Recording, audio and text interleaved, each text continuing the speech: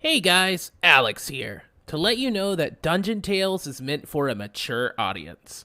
This episode especially, as there's a specific scene that some listeners may find disturbing. In this scene, a monster with dog-like features gets killed off. If this is disturbing to you, we may ask that you skip past the 56-minute mark to roughly the 60-minute mark. Other than that, we hope you enjoy this episode. Thanks so much. Alex out.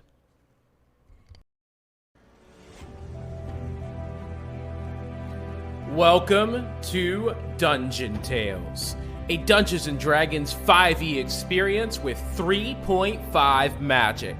I'm your Dungeon Master, Kaiser Stardust, joined by Mike, James, Kel, and Smokey. Without further ado, let's roll some dice!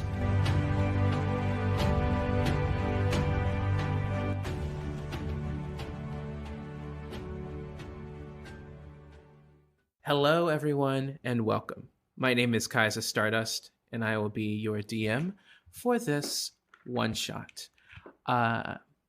Today, we are going to focus on a certain... Would you classify your characters like a rabbit folk? Would that be how you would describe them?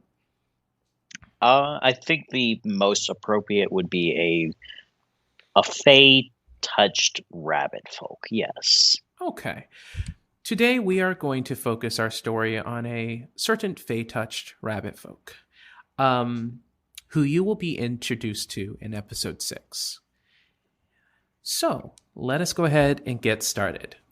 And why don't you go ahead and start by introducing your name and who you're going to be playing as? I am Coda, and I'm going to be playing Hvishi, a cleric. All right, wonderful. All right, great. So with that being said, I think the best thing that we can do is get into a little bit of backstory. Does that sound good to you? Sounds good to me. All right, wonderful. So let us go ahead and do a little bit of backstory here. Deep in the marshy woods of the wetlands of Mangrove, a small continent south of the land of Otoa, you will find nestled in the denser, drier parts of the forest, a small cottage with a thatched roof. This cottage is by all means quaint, in that it provides shelter from the weather and a place to lay your head. But outside of that, there's not much more to this cobblestone structure. The gnome who lives here is a somber fellow by the name of Zibs.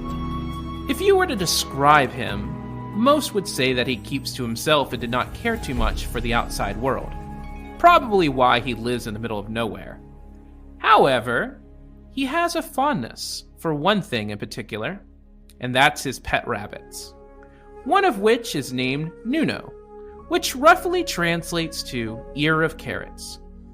He, of course, would be named a different name later in his life, but for now, that's not too relevant. So, I think for this translation, I'm going to call you Nuno. So, Nuno, what does a typical day look like for a pet rabbit around 4 months or roughly 12 years old in human time look like? Like, what does your average day look like as your master's kind of just doing his own thing in the cottage or out like gathering stuff for dinners and things of that nature? Well, you see, get up, look around a little bit, maybe eat a couple greens, eat a carrot here or there, flop over on your side and go back to sleep. And then you get back up, eat a little bit more, and go back to sleep. Okay. So just kind of just a pretty simple existence for the most part, correct? Eat, sleep, and run around your little area. Okay.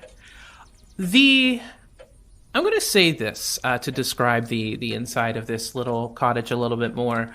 You see, Zibs, for the most part, has a very interesting profession, I suppose some could say. Instead of how most would live out their life, which would be, in this neck of the woods, they would be hunting and fishing and things of that nature, and that's how they do their commerce. For whatever reason, Zibs enjoys collecting oddities. So he, for the most part, even though this is a small cottage, has converted most of it into a oddities and wares sorts of shop, if you will. But he doesn't actually have any customers that come here. Instead, once every few weeks, a delivery serviceman will stop by and take a bunch of things and send them out into town, where if they sell, the gentleman will come back and give him payment for these said items. With this being the case, Zibs does a lot of traveling, which is where he ended up finding Nuno. Nuno and, of course, his family as well. With this being the case, he decided to convert most of the main living quarters of this cottage into a, for the most part, rabbit enclosure. And that is where he has kind of put that as like basically this kind of makeshift table / rabbit enclosure where he keeps Nuno and his family. With this being the case, every now and then as you kind of peek outside the glass enclosure where you are into the main rest of the living room, you'll see Zibs milling around with odds and trinkets, and he'll be like, this is an interesting one. I think I'll put this one over here. And maybe this one will go over there. Ooh, no, this doesn't look right at all. And you just see this small stature of a man just kind of going around for the most part and just moving things around to you. And he does this for several hours out of the day, and then he'll leave for a long period of time to where you honestly lose track of him. For the most part, you hang out with your 4 other siblings and your mother and father. What does a typical day... you are currently, of course, the oldest of your 4 siblings. What do you kind of like... what does your typical day kind of look like with you and your siblings when you're hanging out? Well, rabbits are very, very much like cats and dogs, and they will, play around with each other, jump on each other, chase each other, bite at each other, playfully, of course. And so that would be the majority of the interaction between the two. All right. Here's one thing. Do rabbits, do they play with, toys and stuff much like cats? Because I think they do. They do. What sorts of toys do you think a rabbit in this situation would really enjoy? What would Nuno enjoy playing with? Like a ball or? I think if we're in an oddity store, maybe like a little ball that when you hit it, it releases a little bit of light. Okay. With the little light cantrip spell in it. Gotcha. Yeah, I think it's safe to say that during Zib's travels, he one day came by with this little circular spear that he sets down in the middle of your enclosure, and you just see him kind of smiling at you guys, and he says, "Enjoy, guys. I found this during one of my travels, and I was thinking of you guys. Have fun." And then he closes the lid and walks away to go do other things. And tell you what, let's make this a little bit of a small mini game here. Let's roll some dice here. Give me an investigation check if you could. Investigation. Appropriate for my character. I am very, very lucky when it comes to rolls. The first roll of the night and the first roll that we've had is a natural 20. Wow. Okay. So 22. Appropriate. That's very awesome. Appropriate. So with a nat 20, I think you're the first of your brothers and rest of your family to see this thing and I think take interest. You kind of scurry out. Meanwhile, the rest of your siblings are kind of tucked away in a corner, as most kind of fearful smaller creatures will do when a new item is introduced into their world. But you're an adventurous sort. I think you have a curious mind about you, and you just kind of go up to this spear, and you kind of just... do you reach out with a paw, or do you boop it with your nose? How would you interact with this? It would be more of a boop with a nose. Okay. You you reach out with your nose and boop this spear, and you see it kind of roll forward a little bit, not towards you, but away from you. And it also kind of flashes with this small, soft glow of a light. It's a very peaceful light. It's a very kind of tranquil light. It's nothing harsh or aggressive, but it's just a very soft glow. And I think after seeing this, the rest of your brothers and sisters kind of come out from where they were hiding, and they all start to kind of boop it and bat it around with their paws. And start kind of moving it around.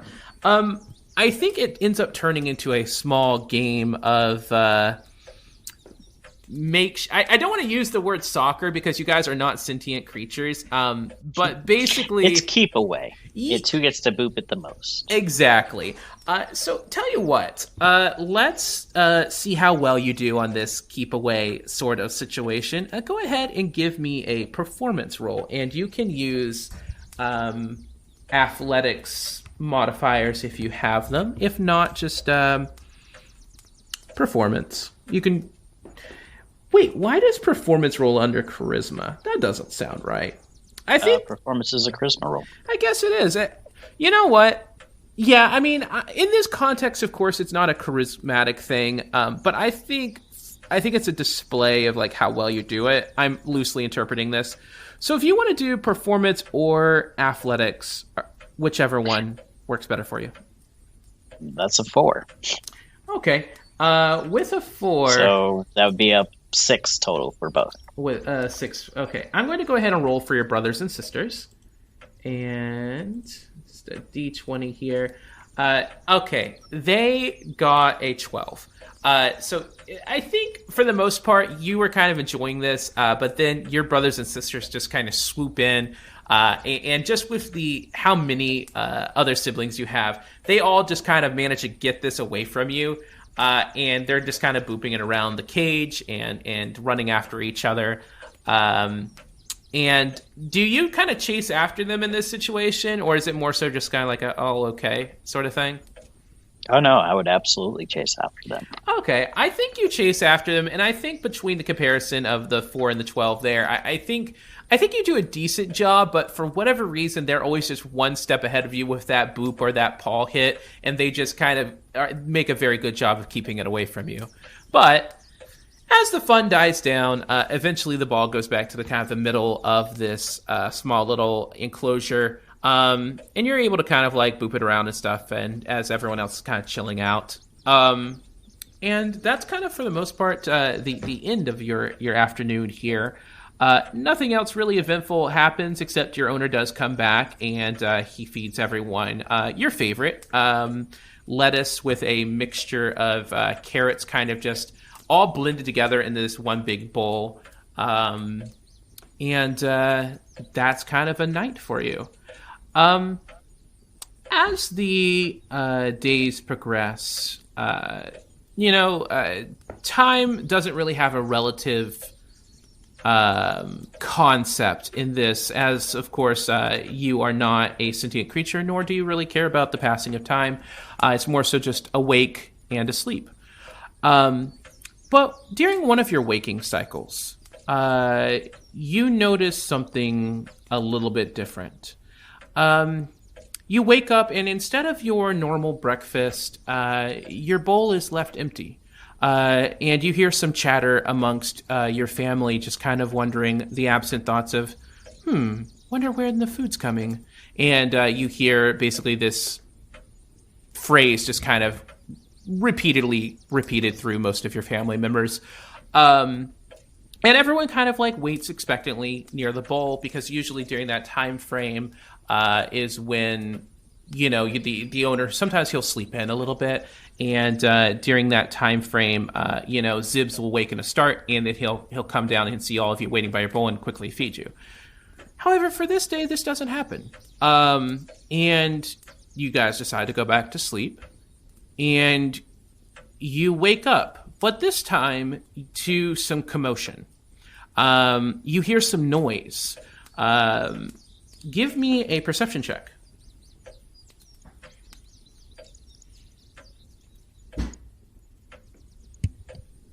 It would be a 19 total.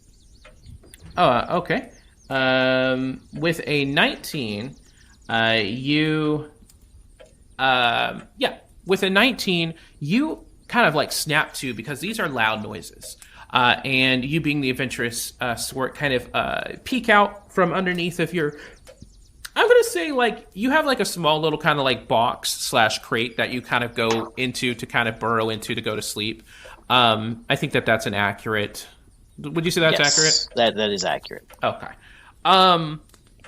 As you kind of peek out from your enclosure, you see a figure kind of walking around in this enclosure. And since you don't really speak common, you just kind of hear just grunts and noises from this figure. But to those of us who do speak the more common of the languages, it roughly translates to... Where is it? I know it's around here somewhere. I tell you, if that Zibs has lost it, I'm going to lose it. Wait a second.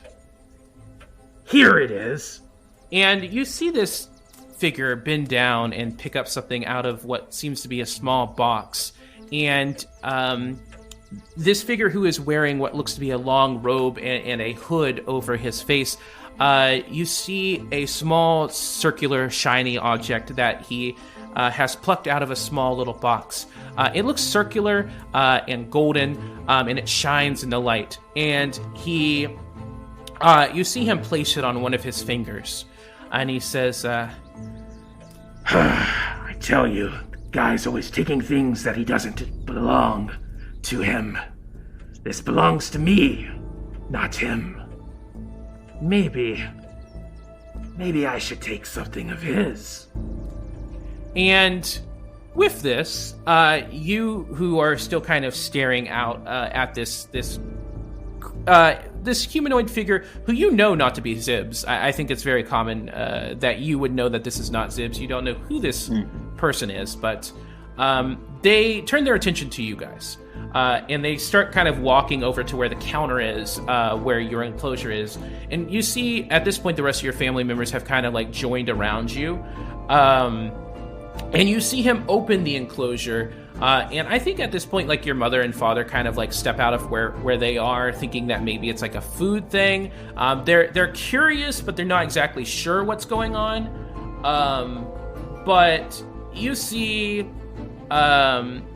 you see this gentleman reach down into this enclosure and take your mother and take your father out of the encampment, and you see him just put them into a sack that he has kind of slung over his shoulder. For you, I'm going to say, give me this is an interesting thing. Give me I want to say, just give me an intelligence roll. 8. Okay. I mean, this makes sense for a non-sentient character. Here's what I'm going to say with an 8. With an 8, this is not necessarily uncommon with Zibs. To most of us more human listeners, we would know that, I mean, you have to take rabbits out of their cages every now and then to clean them, which is unfortunately very frequently with the amount of maintenance that rabbits need. So it's not very uncommon for, them to be removed out of their cages, put into not usually a sack, usually like another smaller crate or something of that nature. But it strikes you as a little bit odd because I guess like just the way that they're being kind of roughly handled. But then another weird thing happens. The enclosure, the ceiling, I'm going to say to you it's a ceiling. The ceiling above you does not go back closed. It instead is remained open. And you are able to see a quote-unquote different ceiling. This one may be more of a wooden structure, higher above you, way out of reach. But with that, you hear some more grunts and mutters, and to us translating, of course, it is roughly as follows. Well, that's the last of it. And, hey, maybe I've got 2 additional here for a couple extra copper. Alright, well, I suppose I should get out of here. Zib's is going to be returning back soon anyway. I'd love to see the look on his face, but I don't have time today. And with that, this gentleman leaves. And with that, the door is also left open, and you are able to feel some of the warm summer breeze kind of blowing in through this cottage. What do you do in this situation? You and the rest of your brothers and sisters are kind of just milling around, and your parents are no longer in this cage. What do you do? I don't trust this guy, and I don't know him, and there was no chance for me to bite him, was there? Not really in this instance. Not really. I mean, it was happening at such kind of like a quick, he really just kind of went in there, swooped him up. It was a very fast swoop. Nothing really you could react to. Can would I be able to jump out of the enclosure? Tell you what, it is something that, yes, you could. There probably would be a bit of a tumble on the other side. Of course, you being a rabbit would not know that. But this is just out of character knowledge. But yes. And if you wanted to, you could give me a dexterity check. That would be acrobatics 10 total. 10 total? Racial. Okay. Yeah, I think that makes sense. So we'll go with the 10. So with a 10, I'm going to say that you beat that DC check. Do you say anything to your brothers and sisters? You, of course, can speak the same language as your brothers and sisters. You hear them kind of talking about like food and where mom and dad are. What do you tell them anything before trying to hop out of this enclosure? Nope. No? Okay. With that, and hearing the concerns from your brothers and sisters, you do one big, powerful jump, a bunny jump to be specific, and you hop out of this enclosure. You leap over this wall, sailing over it very gracefully, and this is the first time you've done this, and you can feel the wind whipping through your ears as they wiggle through the breeze, and you... As you're kind of completing your arch, you kind of look down and you notice that the ground beneath you is relatively far away. And you see that there's another crate that's kind of beside this enclosure that you could possibly try and wiggle your trajectory to midair to be able to kind of like prevent yourself from taking too hard of a tumble. Go ahead and give me a dexterity saving throw. And that's a 20, because I have a +1 on my dexes. Wonderful. With a 20, you are able to gracefully, just as squirrels are able to adjust their trajectory, or cats, you see your target, you move your body with it, and you are able to land on this crate with kind of a small thud. And then from there, you're able to hop down into the main living room of this area. As you look around, you can notice that this room is really big to you. Things tower over you. There's items and trinkets on the walls and the ceiling, and small bottles are lined up against the far shelves. And it all is kind of just a little bit overwhelming for you. What do you do in this situation? You do smell, I will say this, you smell the fresh grass and the fresh flowers, and you can smell the leaves and just that kind of evening dew that is starting to kind of set down on the grass from outside. And the wind is kind of wafting in through this open door. What do you do? Well, I still don't trust this guy, and I see that he's left the door open, and I'm going to go that way. So I'm going towards the open door. You make your way out the door. And as you make your way out the door, your nose kind of goes down kind of low to the ground, and you kind of sniff around. Give me a... let's go ahead and go with survival or nature. Either or. Whichever's higher. Survival would be. Okay, go ahead and give me a survival check. I believe. That is 13. Okay. Yeah, 13. I can do math.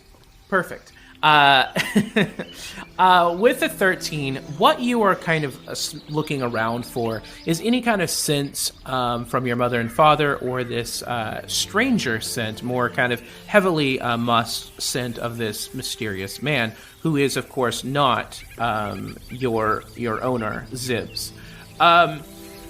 You are able to catch that scent in the air, and do you stop for any food or anything like that, or do you start kind of following that? What do you do in this situation? Oh, I absolutely stop for food. Okay. Sure. That's just gonna happen. Okay, so you hang around for like 4 minutes and like start munching on some of the fresh flowers and the leaves, and you get like a nice good meal in. Really kind of give you that energy. After a minute, though, you kind of pick back up and you're like, wait a second, I should probably be doing that one thing, finding my family and this guy. As you kind of notice the scent is starting to get a little bit more faint. But you're able to pick it up and you start following after it.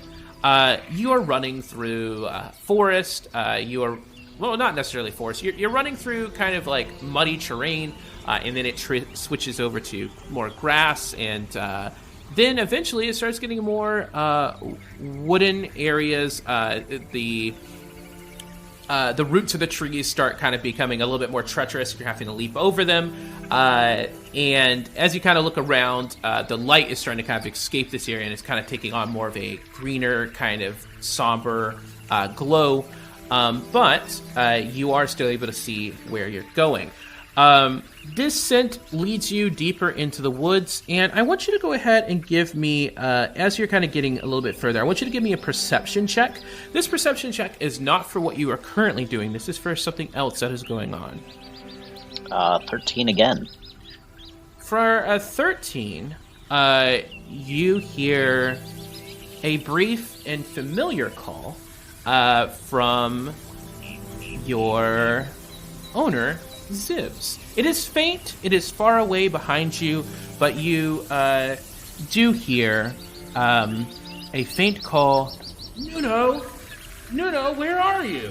Coming from further behind you. What do you do in this situation? Pause, look towards where I was going and where the voice came from, and yeah, it's from further back. I'm going to roll a d4 to see if I decide to go towards the voice or where I was going. So high is towards the voice and 1 is the other way. Okay. So that is a 4. So I go back towards Nibs. As you start making your way back over to Zibs, I now need you to give me another perception check. This is for something different, and I do apologize for all the same similar rolls there. It's all good. Not much a rabbit can do other than perceive things. True. That would be a 15 total. Okay. This entity got a 3. So they're not being relatively stealthy about this. But as you start kind of making your way back, you hear, coming from some of the shrubs, a faint rustling, and then you hear a hissing sound. And as you kind of look over, you see emerging out of the shrubs a long, worm-like, almost green and brown tubular creature. And as you can kind of take a look at this, and as it is approaching you, there is a instinct in your mind that says, this is danger. This is not good. This hiss that it is doing is meaning ill harm to me. What do you do now? So the fight or flight or freeze instinct kicks in, and Nuno is going to freeze for a moment before maybe like a twig snaps underneath it or some more rustling, and then he's going to bolt. Okay. Complete opposite direction of where this creature is. Okay.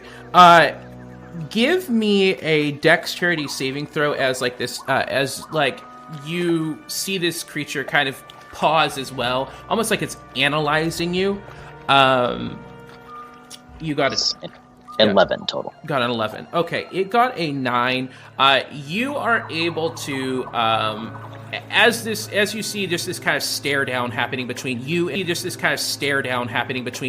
this other creature. You see it just reflectively just go in, lunging for you with its mouth open, and you see these fangs kind of glint in the evening light. You bolt backwards the opposite way, and just in time as this creature slams its mouth down into the ground where you were standing. You book it. You are actually booking it back in the direction you had just came from. You were able to pick back up that scent. But at this point, you are running, for the most part, I'm going to say, you can roll for this as well, but I'm just going to say pretty much blindly, just trying to get away from this creature, correct? Absolutely. Okay. You are running blindly through the forest, and at this point, I think that the scent of this creature, I'm going to kind of roll here. So I got a 15. I think for the most part, this is kind of just my interpretation of the series of events that are happening, but I think that you are still trying to follow this scent for as much as possible. But the way that the forest is kind of looping back and forth on itself, it makes it very difficult, especially when you are running as sprinting as much as you are. But eventually, you come up to a clearing, and you catch your breath as you know at this point you've put some good distance between you and this creature. You listened for a little bit. Give me a 1 perception check. Just rolled a 15 on my D20. So 15 would be a 22 because I have a +7. So with a 22, you stop and you listen, and besides from the sounds of nature and the birds and tweets and other non-threatening sounds, you don't hear anything else from this creature that was chasing you. But you also notice that you don't necessarily smell the scent of your mother or this strange man. But you do see ahead of you, there's another humanoid. He has his back to you, and you see that he is wearing another kind of long hood over his body, and most of his features are shrouded in this loose cloth that seems to drape loosely over him. You see he's kind of just standing at one of the trees ahead of you, further on in this clearing. And he has his back to you. You see him he has a large stick in his hand, and he is kind of waving it around in a slow and rhythmic circle.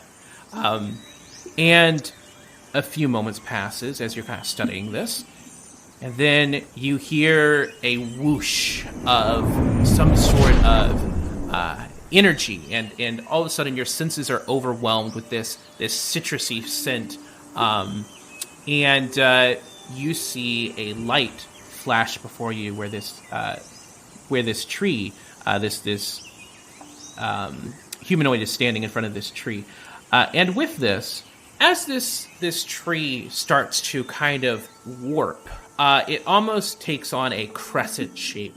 It goes from a vertical stance and the bark starts to kind of warp into this long kind of crescent shape. To us, normal sentient folks, it almost looks like a crescent moon.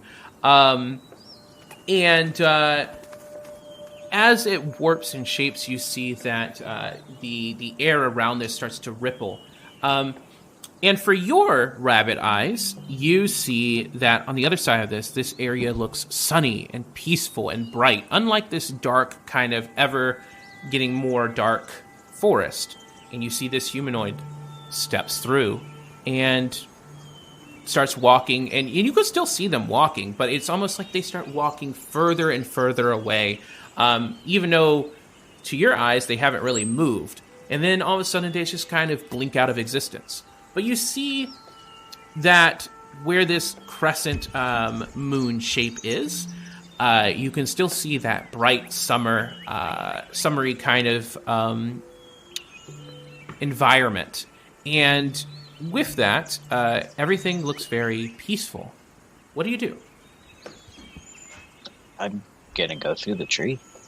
Okay. You hop over some of these gnarled roots, and you feel kind of like what almost feels like warm sunshine kind of radiating onto your fur as you cross through this tree. But then that kind of is replaced with what feels more like that feeling that you felt when you were jumping through the air, about to land on the other side of that enclosure. You feel the wind whipping through your ears. You feel just this kind of sense that you are just flying. And in some ways, it's freeing. It's a very freeing feeling because most land creatures are meant to be on the land, not in the air. However, even with this being said, it is a freeing sense, but you start to kind of feel, as you're flying, you start to kind of feel like you may, like your vision is kind of like changing, as if you're getting kind of taller. And as you kind of feel this, you are, I would say, like, I feel like you're kind of doing the Superman pose. Like you kind of have like your paws like outstretched, like as if you're like a leaping position. Does that make sense? Yes. Okay. You are kind of like watching your paws, and it seems like your paws are kind of elongating themselves, and it almost like your arms are kind of stretching out and reaching out further in front of you than you are. And it almost feels like you are kind of stretching out further. Like it feels like a good stretch to you, like when you first wake up. But something does kind of feel different. You do feel kind of like some things shifting on your body, but you can't really focus on this for too long, because as long as this jump feels, at the same time it is relatively short, and you land down on the ground. But your trajectory is weird. Almost as if like where your hind legs should be and where your front paws should be, something is not right. And instead of being able to gracefully land down on the ground like a cat or, well, a rabbit, you tumble. And it feels almost like a cylindrical tube, almost like and nothing feels right. Like everything feels off. And you just kind of tumble down on the ground, and you are on like a soft metally hill, so you're not taking any like damage or anything like that. But it's almost like you kind of start rolling down this hill a little bit, and everything kind of feels very weird. Give me a perception check. I just want to kind of see like what you all are kind of like sensing in this situation. 24 total. Okay. With a 24, yes, something is definitely wrong. You kind of look down and look around, and you are more humanoid, and you are higher up off the ground. You're at this point sitting up in kind of I would say to you would be a kneeling position, but it's more so. At this point, you are more so in a bowing situation, just kind of like, it's a very weird position that you are in from the tumble. But as you kind of sit up and correct yourself, you are no longer sitting on your haunches, on long extended rabbit paws, but you see that you have small little, how would you describe your character in humanoid form? I'm not going to describe them any further than that. Just looks like a normal anthropomorphic rabbit, except for the fact that, as I said earlier, is a very long tail and is a very lean, not a lot of meat on his bones, very skinny. You want more on that or no? Yeah, no, I think that makes sense. Just kind of like a very long, kind of like a thin humanoid. He is a lanky boy. Yeah, I think honestly, my best interpretation of it is if you were to take Link and put Link into the equivalency of like a rabbit, like humanoid character, I think that would be like the body type. Does that make sense? Yeah. Okay. Yeah, very, very Link-like. Absolutely. And I think as you kind of look down, like nothing else has really changed. Like your fur is still the same color, but your tail is a lot longer. And you notice that there's kind of like this small little orb on it. And at this, right now, it's just kind of like this white fluff ball, but it's you now have a lot longer of a tail than what rabbits really should have. And as you're trying to just kind of get your bearings and take a look around, you see really intense bright foliage. As you kind of look around behind you, you see that there are huge towering what look to be trees with big huge plumes of white fluff on them, which we would of course be seeing and interpreting giant tree-like dandelions. Behind you, you do see that there are mushrooms and brightly colored flowers, and there is a relatively huge stream that is kind of running by the embankment of this small piece of land here. And these trees and foliage and grass types and flower types that you have never seen before seem to stretch on for miles. Apart from this river that seems to be kind of flowing past the area that you're currently at, which seems to have a cobblestone archway structure that seems to be going over this and meeting itself on the other side of this landmass. With this being the case, give me another perception check as you're kind of like trying to kind of like figure out where to go and things of that nature. That will be a 15 total. Okay. Let me ask you something. This is something more so out of character. Are you like, because at this point you have more so legs, like how do you walk at this point? Do you just kind of just figure out like, does it take you a little bit of time to figure out how to like stand up and things of that nature? How would that work? I think it takes him a few minutes. He, of course gets wobbly off of his hands and knees at first, because that's what he's used to. Finds that that's not very comfortable to move around, and after a couple minutes working how to move, how to get everything up, finally stands up and taking a few careful steps. Everything's wobbly. His legs are not used to the movement. Finally manages, after stumbling quite a few times, maybe falling a few times, to get somewhat of a decent ability to stumble along. Basically how if you've ever been like really drunk, that's what he looks like right now. Okay. I that makes sense, because I think like some of our listeners may be trying to interpret it kind of like, and I know my mind kind of goes here as well. I think some of our listeners may be trying to interpret it like a baby start, like taking its first steps, but I don't think that would necessarily be the case, because it's not like you're like a baby. You know how to walk, but it's more so a different way. Relearning how to walk, basically. Yeah. So I think I think at this point it's kind of like I think that the best way to describe it will probably be kind of like a toddler, like an older toddler, where they still kind of fall down every now and then or get tired of standing on their legs or whatever. So it's just like that weird, like, you know how to walk, it's just like a weird transition. Right. It'd take him a few minutes. Exactly. Maybe, 20, 25 minutes from now, he's going to be fine. Okay. Here's what I'm going to say. During this time, you're taking in your sights, trying to figure out how to operate this new body of yours and not trip over your tail and figure out, foot placement and things like that. It takes a bit. What did you roll for your perception check again? That was a 15. I rolled an 8. Okay. With a 15, you see, as you're kind of taking in these sights and figuring out all of this, you see that there are these... you see that there's these medium-sized kind of plants. They come out, I would say,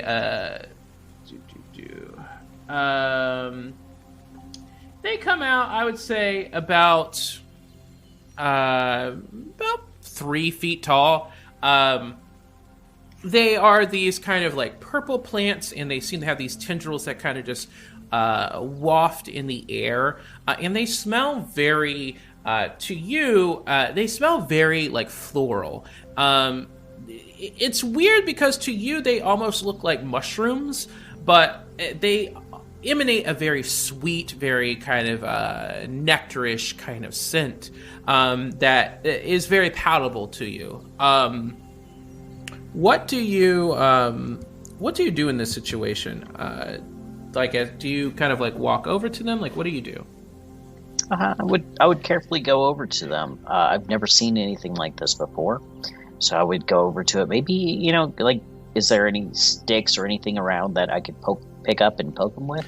Yeah, I mean, right next to you, there's a giant, brightly colored flower that towers over you, and it does have some small little roots and twigs that kind of fall down from the ground. Fall down from it that you could easily pick up and use as like a makeshift stick. Yes.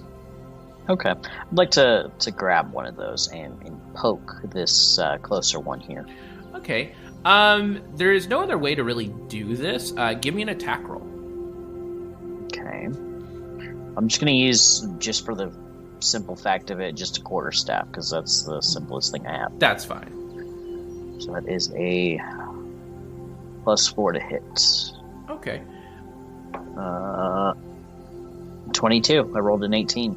Okay. Yeah, that is more than enough.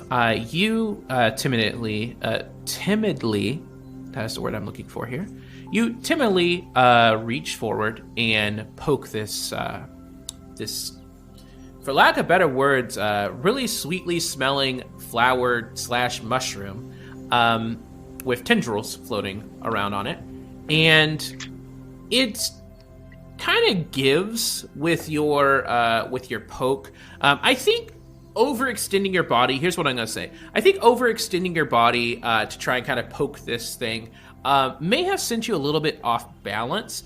And instead of lightly touching it, which would be probably what most people do, I think that you just kind of fall forward and just skewer it completely through. Would you say this is probably accurate? Yeah. Okay. Yeah, that makes sense. Because his AC is like 5. So, as you're kind of like righting yourself and trying to kind of like not completely fall down onto the ground, this creature, what was your damage for that? 3 damage. 3 damage. Okay. As you skewer this creature, you leave a relatively medium-sized hole in it. But you're able to also get, right yourself and get up off of it. And as you do, this creature starts making a very loud screaming sound, almost like for us at home, almost sounds like a tea kettle whistling. It's very loud, it's very ear-piercing, and it takes you aback, almost kind of stunning you with how loud this is. But nothing else really happens specifically. But there's another one on the other side of the bridge that also starts shrieking very loudly. And now, as you kind of take a look around behind you, you also hear additional shrieking. It seems like there's more of these things behind you back the way you came as well. And it seems like they're now all shrieking this very loud sound. And it's almost very overwhelming for you. But after a while, this sound dies down and it stops. And they no longer make any more sounds. But as you go to pull the stick back, you can see that this stick has basically disintegrated from where it was skewered through. The stick is no longer there, and instead it's almost like the stick has basically degraded in this kind of black, goopy substance. And you kind of get the sense that whatever this is, it basically has destroyed this thing with this kind of... It almost looks like it has rotted. Like this trunk has rotted away, basically. But as you're still trying to kind of process this, you hear off in the distance and as you look up, give me a perception check, please. 16 plus 7 is 23. 23. Okay, I am. So this is more normal to my rolls. Yeah. I usually roll high. I am going to go ahead and have them roll. Ooh. Okay. So you rolled a 23, correct? Correct. Okay. Here's what I'm going to say. If you did not look up when you did, you would have missed this. You see, almost coming out of nothingness is two relatively large dogs that are still, even with your newfound height, are still almost up to your torso in height. These dogs almost come out of what seems to be absolute thin air. And you hear them kind of snarling and barking at each other. And they start looking around, and I'm going to have them both give perception checks. Go ahead and give me a stealth check. I want to see how well you're hidden right now. I rolled another 16, so that is going to be a 17 with these 5e stats. Okay, here's what I'm going to say. The first one doesn't seem to notice you. However, the other one rolled a 21. They almost lock eyes with you. And, like, you see them kind of snarl, and you see them kind of foaming at the mouth a little bit. Go ahead and roll initiative for me, please. I don't have a good initiative, so 7. Fantastic.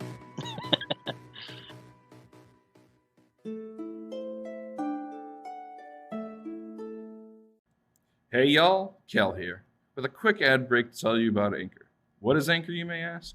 Well, it's only the easiest way to make and upload your own podcast. Let me explain why.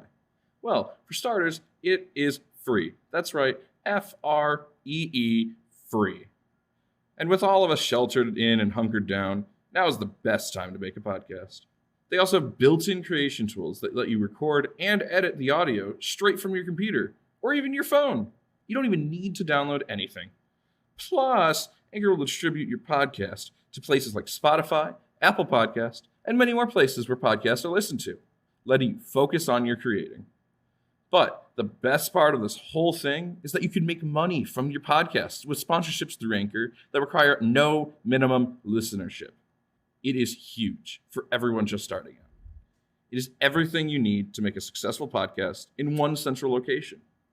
Now, if you're ready to take your big idea and share it with the world, then go over to anchor.fm, download the app, or simply click the link in the description to get started today. Well, that's all for me. Happy sailing.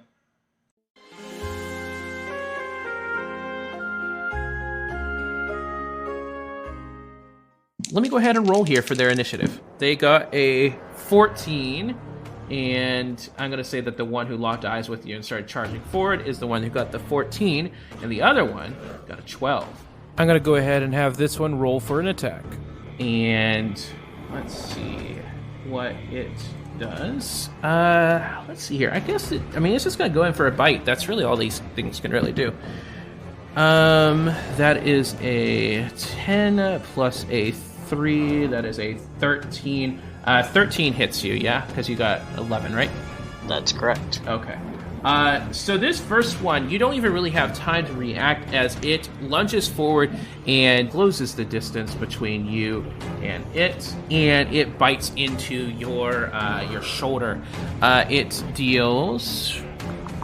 It does 7 points of damage to you as it kind of tears into the soft flesh of your shoulder. All right, that is the end of its turn. It is now the second Blink Dog's turn. I'm going to go ahead and have it roll an attack as it charges forward and tries to kind of come in from the other side of this creature. I'm going to go ahead and have it roll.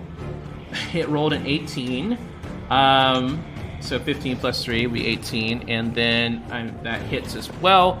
So it comes in from the back and bites into you for 6 points of piercing damage. And for the most part, effectively, these things are ganging up on you. What do you do in this situation? You are currently now... you are now up. What do I have at my disposal in this form? Sure. Give me a perception check. I think at this point you are classified as unarmed. That'd be 20. No, 13. I did it right the time. Okay. I actually added it. Sweet. So with a 13, immediately behind you is that same flower. You are able to actually find that this flower does have some thorns on it as well. You were thinking about possibly breaking off one of the thorns, but you see that there's a relatively long one that is easy to kind of grab hold of at the base of this tree that's fallen off just from old age. You were able to pick that up, and I will say that that is the equivalency of the stats of a short sword. You should have that now in your inventory. It should have just auto-updated. Yep, I have it. So I'm gonna roll to hit. 7 to hit. Okay. Which one are you going for? This one right here. Okay. And I'm trying to smash him into the plant. Okay. Here's what I'm going to say. A 7 doesn't hit their AC, but I don't think that that's what you're trying to do in this situation. So I'm trying to push him. Yeah. So tell you what, I'm going to say that that's an athletics check, because that is you are trying to physically push this thing. 15 total. Okay. That'll work. With a 15, you are able to successfully push this dog over into the where you want it to go, over into this plant. This plant, as retaliation to this, is going to, do a multi-attack. Because at this point, it has already been stabbed through with a giant stick. I think it's just done dealing with things today. It is going to go ahead and make... Wow. Okay, that is a nat 20. So that is a crit. And then it is going to do another roll, oh my god, which is a 17 plus 2, which is a 19. So a 22 and a 19. Yeah, this thing is done with people's garbage today. Hold on. It might do more than 2 attacks. Wait. Oh my god, it does 4 hits. Actually, oh my goodness, this damage isn't correct either. This is a 1d8, not a 1d4. I'm sorry. So this is actually 9 points of damage, not 4. So that is a damage of 5. It now has 8 health, but I still have to roll 2 more times for this thing. You may have just killed this. Let's see here. Let me just fix that. So 4, 5, 6, 7, 8, 9. So minus 5 more. And then that's only 1 attack. Let me just do the other one here. All right. And then that's 5 points. So I'm just going to subtract another 5 from that. That is another nat 20 plus 2. Another crit. And a 19 plus 2. Okay, I think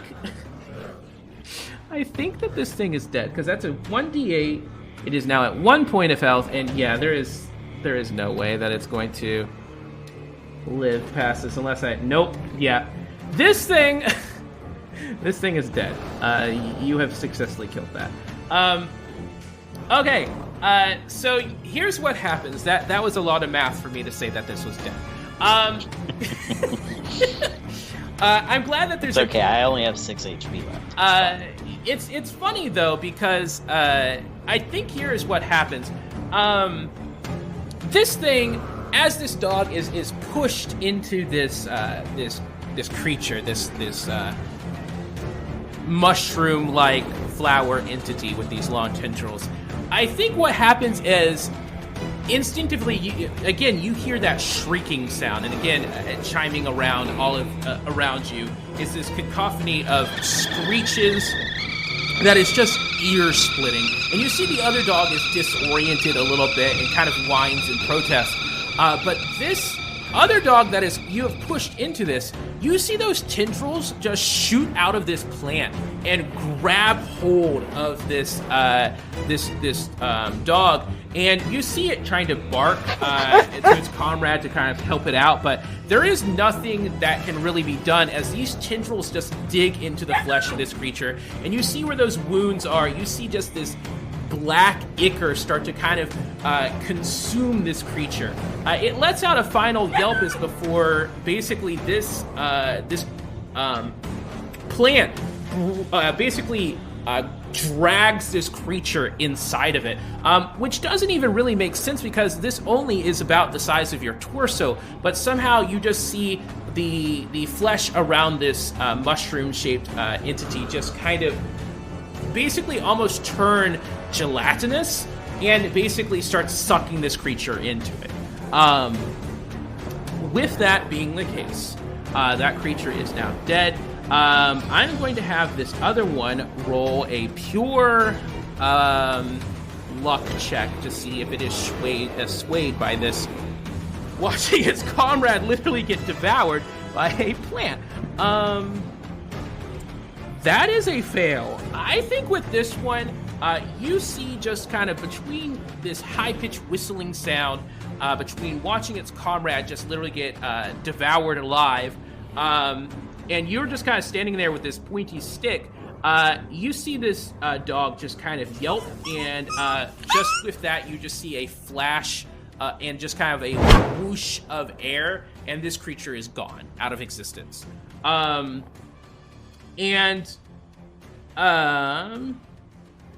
With that being the case, you kind of look around and try and kind of catch your breath. But it's almost like you don't... It's almost like whatever the fates have in store for you, today is just not your day, because you see now further along on this cobblestone bridge. Give me one more perception check. Okay. Perception. 14. With a 14, you are easily able to see this. Further up on the bridge, that seems to just have been kind of watching this whole situation take place. You hear a more darker growl, a more deeper rumble. You see over on this cobblestone bridge, you see that there is another dog. This one stands probably several feet higher than the original dogs that you had just got into a scuffle with, but this one has two heads. It almost looks to us at home like a hyena in facial features, but if that hyena had just kind of a lot of long tufts of hair that stand up on end, almost very pointy in nature. Its fur is kind of a dark, matted brown and black, and it snarls at you. As this creature starts kind of taking a few steps forward, and this shrieking is still going on, but give me another perception check. This is just to see what's going on around you in the immediate area. 16 this time. With a 16, you see a small, relatively almost invisible creature with brightly colored wings and what seems to be some sort of small little kind of grass dress. Almost the size of, I would say, no more than a human-sized hand. It kind of floats by your face, blocking this literal nightmare of canine proportions that you were staring at a second ago. And it kind of looks at you, and you can see on its small little elf-like face, it kind of smiles at you.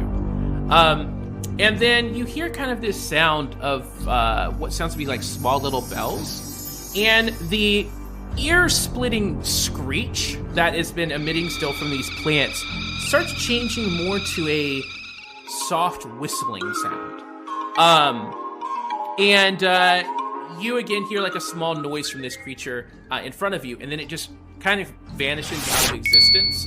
And as this softer whistling sound takes place, you see that this two-headed dog that is still standing on the bridge starts kind of like shaking its head and kind of protests from this sound.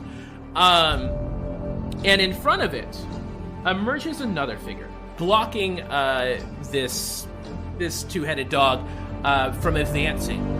This creature is, after you take a look at it, the same humanoid that you saw earlier. It's got still wearing this robe, and it still has this large, kind of long staff. And you see it just takes the staff and lifts it high up into the air and then just slams it down onto the ground with a very loud thudding sound. And with that, this dog is sent flying backwards, almost close to about 47 feet back the way that it came, and it lands with a very heavy thud in the middle of the bridge. And you see that this dog stands back up, and you see that like one of its shoulders is slumped, and you hear it kind of just yelp. And I think, roll me a medicine check. I think that this will be relatively obvious for you. 11. I think with an 11, you can tell that whatever it is, whatever this anatomy is of this other species, you can tell that something is not right there. And you see that just from the way that it is walking. Most likely that broke its shoulder. And you see that the two heads kind of like fight between each other, trying to figure out what to do. But after a few minutes, they just turn around and bolt back past the bridge onto the other side of the landmass. With that, you are now out of combat. You see this figure turns to you. You can now see some of its facial features. However, most of this hood keeps it shrouded in this kind of what almost seems like an unnatural darkness. But from the facial features that you can see, you can tell that this creature is kind of smiling at you. As it slowly walks over to where you are, and as it does, you see that it sets down its staff and kind of kneels before you, and he sits down kind of cross-legged in a very meditative pose, and he sets the staff down across his legs, and he just kind of studies you. And then he says, Interesting. I was waiting before I got involved, but you handled your own there pretty well. I noticed that you were following me, little one. Do you speak? Do I speak? Roll me a... No, I think that he is speaking to you. Here's what I'll say. I don't think that necessarily at this exact moment you speak or are fluent in common, but he is more so not even speaking necessarily. You don't even see his mouth moving. It's more so this is speaking directly into your mind. And I think the answer, I'm going to roll a d20 for just pure luck. Got a 12. I think you're not sure if you speak. I don't think you've given it a shot. I think that the most that you've done is the literal equivalencies of Link's Hiya as you're trying to. Maybe a scream here or there when it got bit. Yeah, absolutely. Yeah, like screams of pain. Yeah, but I think it's very limited, to say the least. So he is more so just speaking into your mind, but you feel as though that you can respond with just your thoughts. What are Hvishi's thoughts in this moment? The first thought that comes to Hvishi's mind is pain, because he has like less than half of his health. Yeah, left. Yeah, you were like bleeding from your shoulder and stuff. Yeah, and he's gonna slump to the ground and say, in his mind, hurts, confusion, lost. Okay. He reflectively nods, and you see him just kind of look you over a little bit, and he says back to you, he says, I can heal you. Would you be interested in making that pain go away? Hvishi responds back, yes, and actively looks up at him from where he's on the ground at the moment. Okay.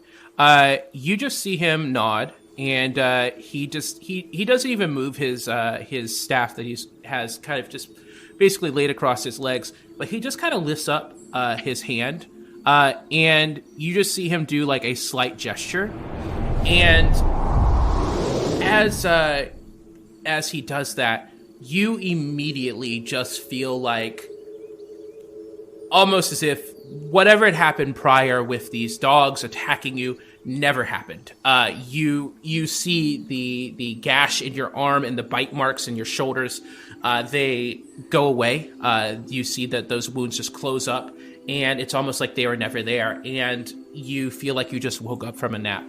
You have been restored back to full health.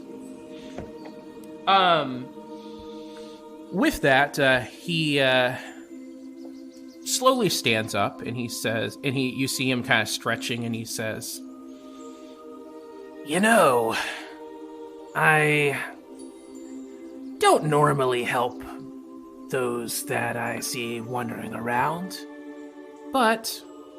and by the way, just for nuances here, you're able to understand all of the vernaculars and words that he is saying.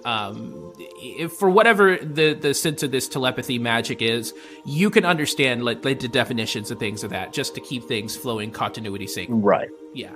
And he continues, and he says, I don't normally help those that are in trouble very often. I'm the type of person who doesn't like to interfere. But for someone to put up such a brave fight, it only seemed worth it. Besides, that other dog trying to come in there and take the table scraps was just unfair. In any case, I can understand that you feel lost. This world is not yours. Unfortunately, I have used up the last bit of my magic to be able to get back to that location, and unfortunately, the way that these things work, it is very difficult to go back. I feel a little bit bad, though, because I feel like you were following out of curiosity or something. And I feel as though I have meddled a little bit in affairs that I wasn't really trying to. It seems as though this land has already changed you drastically. And he continues to look you over, and he says, It's very interesting, these Feywilds, how they change people. And even creatures such as yourself. I'm not sure what else I can really do in this situation. Tell me, little one, how can I help? Hvishi's gonna just stare at him, still like rubbing where he got bit and looking around, and just the constant thought of not knowing what's going on, not knowing where he is, not knowing who he is, filling his brain. And then a small snap to a focus of the question of what this creature is asking to say. Home? Need home. And that's all he's going to say. In his mind, of course. I think that this creature is of such a high caliber, and I want to use the word creature loosely with quotations here. This creature that you were speaking with is at such a higher level of literal knowledge and wisdom that I don't even think that at this point it is even really wanting a response, but I think that it is surprised that you were able to kind of like respond back to it. But I think with this, you do feel this kind of pressing shroud with this telepathic link. And it's almost like your thoughts are also being transmitted to it, in addition to the ones that you are saying directly to it. And I think that it just kind of stares at you, and then it kind of stares away back towards the babbling creek and the bridge. And it says, yes, home, fear, and these unforgiving lands. And I don't even think, I think that you're able to tell that he isn't even really talking to you. He's more so just monologuing at this point. And he says, yes, these lands can be very unforgivable, especially for, well, for lack of better words, a baby such as yourself. Yes, I feel like I've meddled in affairs way too much than I already have. Tell you what. I can't offer you home. And he turns back to you. But I can offer you power and knowledge to be able to at least defend yourself and be able to survive these lands. I only have, as I said, I'm not somebody who normally interferes with things. And you see that he, at this point, takes an arm back behind his back, and you see him kind of rustling for a minute, and then he takes a backpack down off of his shoulders that was shrouded by this cape, and he sets it down at his feet. And he says, I would only have one request. If I was to help you with this, I am greatly already going a little bit further than I should be here. My business here is really time restricting. And he looks back over his shoulder for a few moments. He says, I have this item here. and he reaches into his bag and he pulls out a, I would say like a meat, like for you, it would be the probably the equivalency of like a small cabbage. But it's not a cabbage. It's a egg. For lack of better words, it is a oval-shaped egg, and it is this kind of cherry red that has like these swirling orange stripes on it. And if you look at it, it's almost like it glows and it moves, and the patterns shift and change over time. And he says, I have this thing here. And my only requirement, if I was to offer you a way to survive in this unforgivable land, is that you watch over it until I decide to return and take it back. Do you think you could do that for me? Hvishi will not. Wonderful. Well, as these things go, I only have to have you sign some things. Don't worry. It is relatively simple. I just have to contact one of my compatriots. Give me just one moment. and he steps away from you for a few moments, and he goes more over to like the edge of the bridge where the stream is, and he faces away from you. And you hear him muttering something, but you can't really understand what it is. And then a flash of light happens.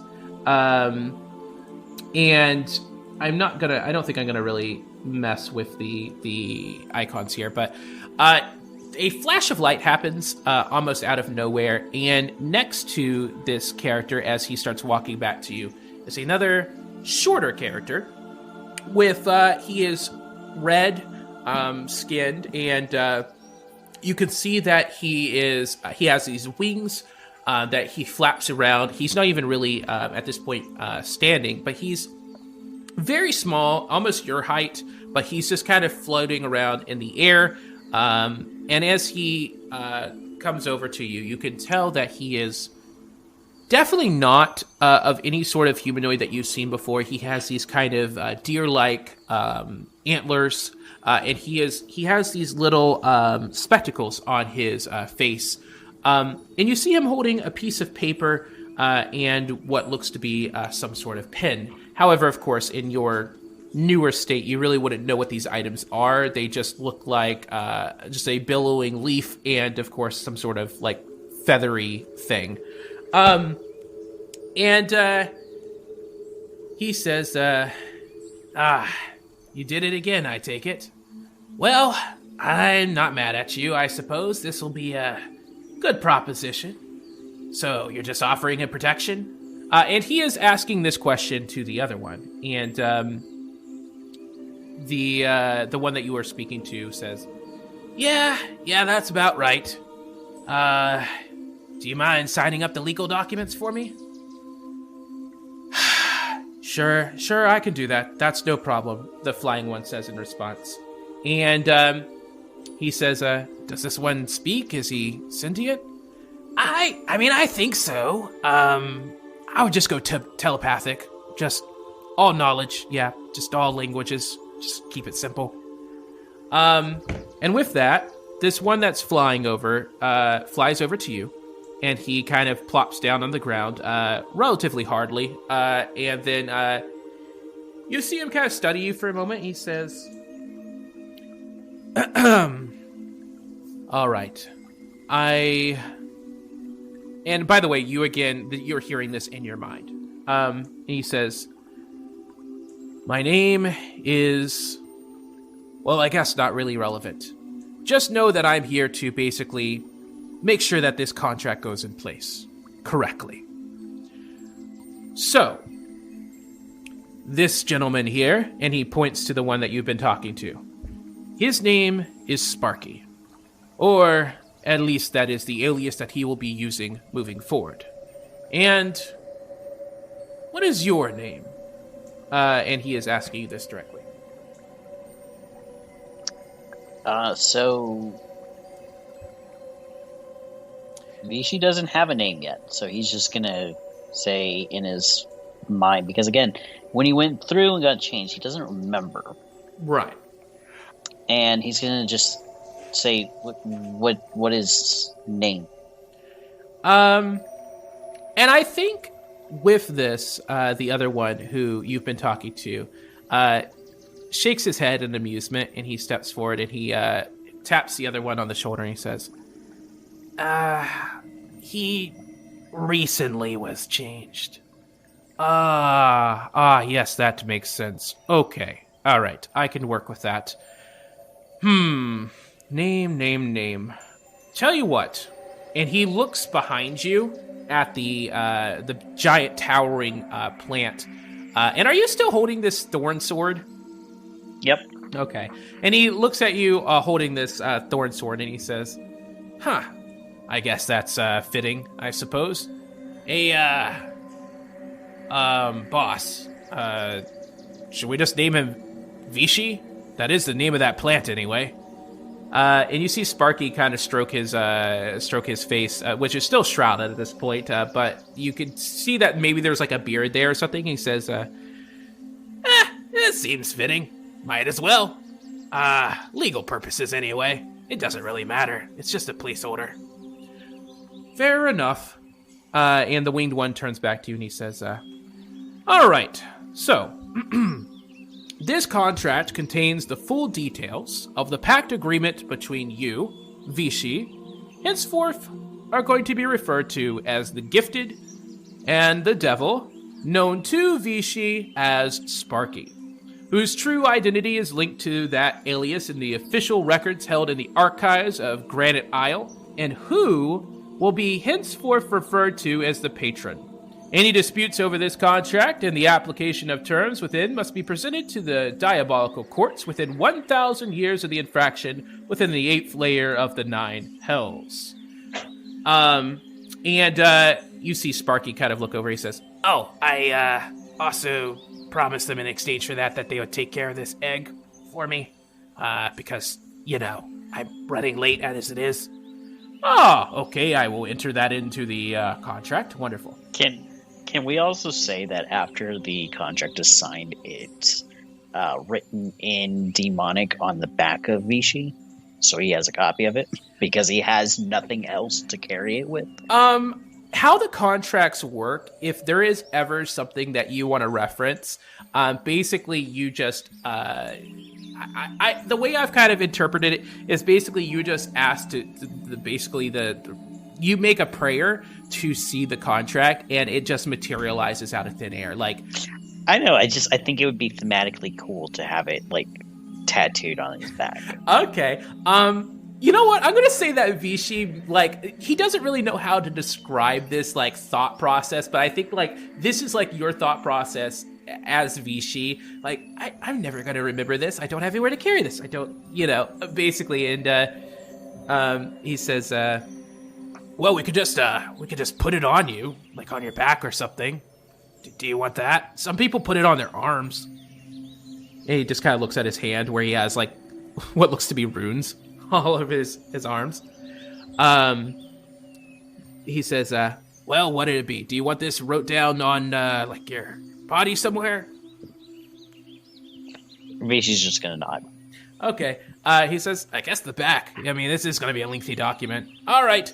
Don't worry, it won't hurt. And you see him just kind of snap his fingers. And it's almost like you feel that warm sunshine on your back again, but it's almost as if it's like a little too hot, like basically pressed against the window of your cage for too long, and the sun's like basically blistering your back a little bit. So it's a little uncomfortable, but not overbearing. But then it goes away. And he says, anyways, as I was saying, in the case that the gifted, I should probably go back. Basically, henceforth, you're going to be referred to as the gifted, and the devil here known as the patron. Anyways, in the case that the gifted,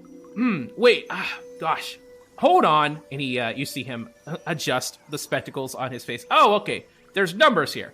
All right, number 1.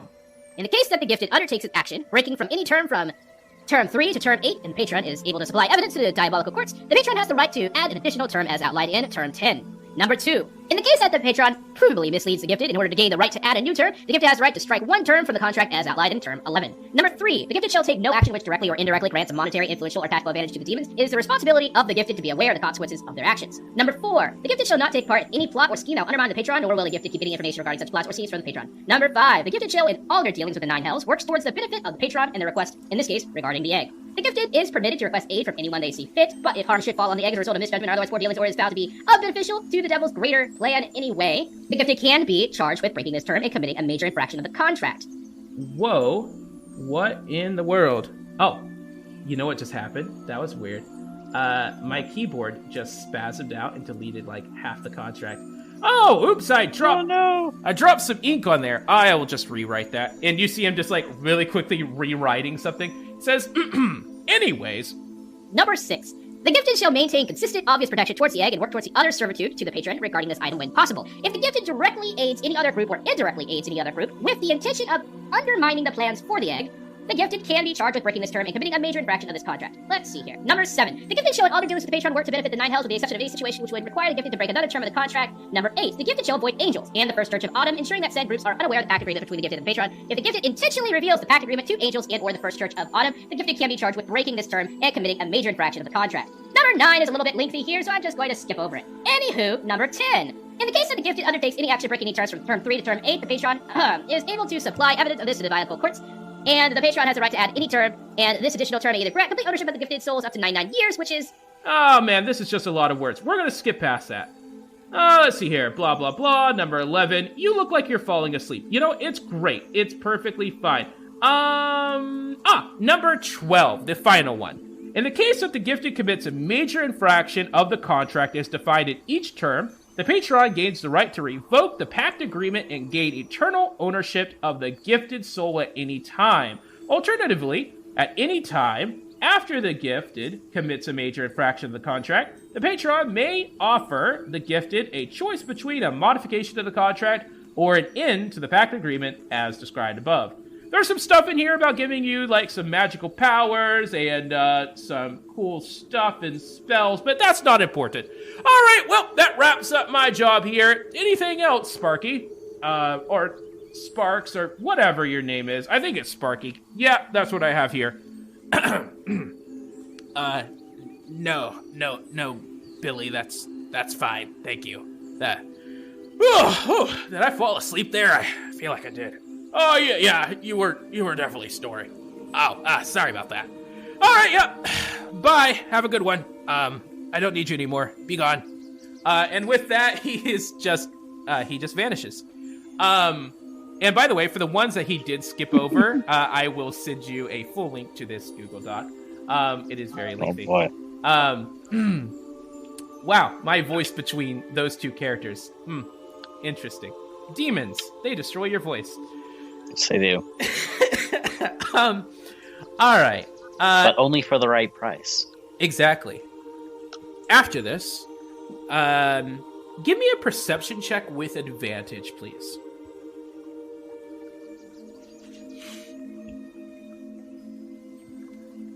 26. Okay. With a 26,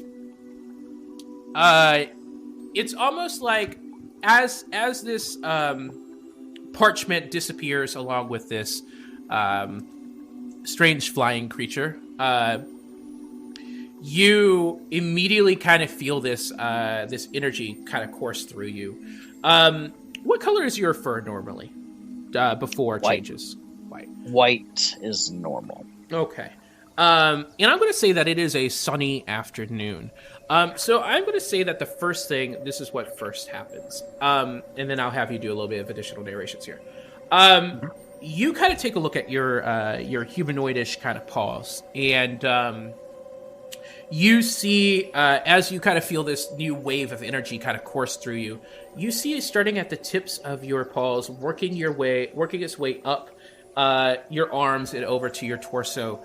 Your fur goes from you said white or gray? White.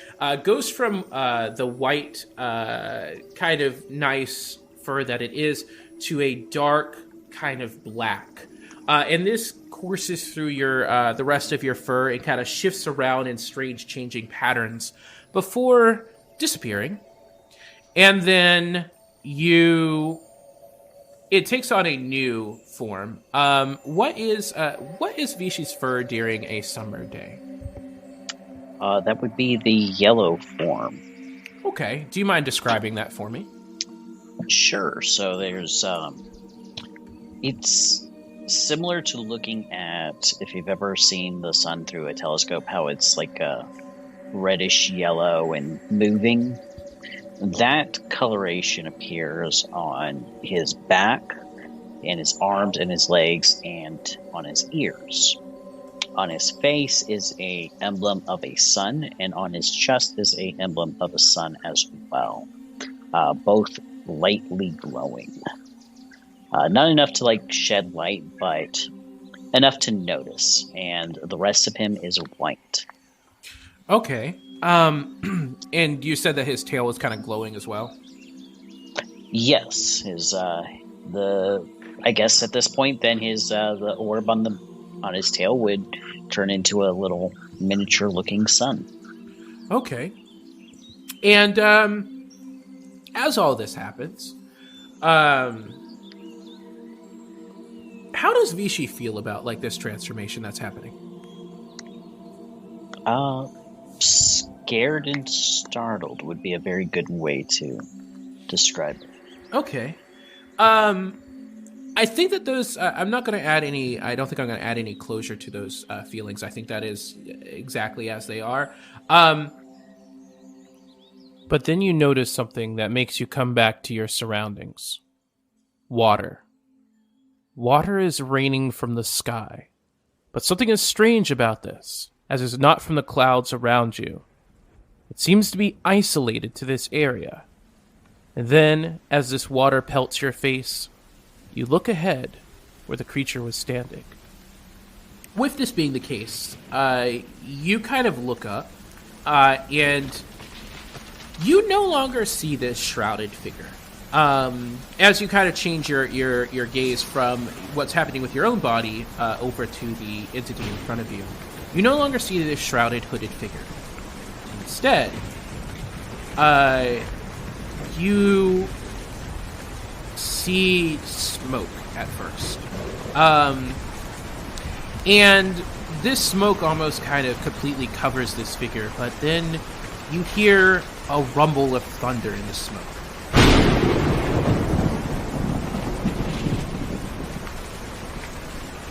And then a streak of lightning.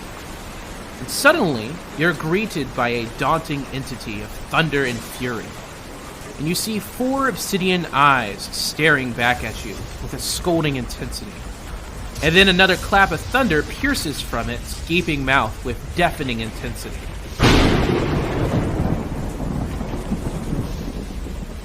And you see 6 jagged horns adoring its burly head, which look almost bark-like in nature. And you see a constant plume of smoke escaping from this creature's skewed nostrils, set within a long, hooked nose. Its burly head sits atop a long and slender body. And you see runes, each glowing cherry red in the night at this point because it's so much time has passed. And you see these glowing cherry runes glowing brightly in the night, and they cover parts of its torso. The creature takes a joy in your questioning eyes as you kind of look almost in fear at it and at the same time intrigue. You see two narrow wings extend themselves fully from its back, with scythe-like bones and violent flames stretching upwards. And you see, as it flaps its wings in a long stretch, you see a powerful gust that you feel a powerful gust that almost kind of takes you back a little bit. You see the creature continue to glare at you, and then you see a vicious smile appear on its face, and it says, "Excellent. Well, seems like everything worked out quite well. And here you go, kid." And he tosses you the bag with this egg in it, and he says, "Well, if you excuse me, I must be going. Good luck with everything, and I'm sure you'll see me around every now and then." And with that, his voice also changes a little bit more deeper, and he says, "Enjoy your life." And with that, he flaps his wings, and you see him fly off into the ever darkening sky. And you are left alone in this forest. What do you do?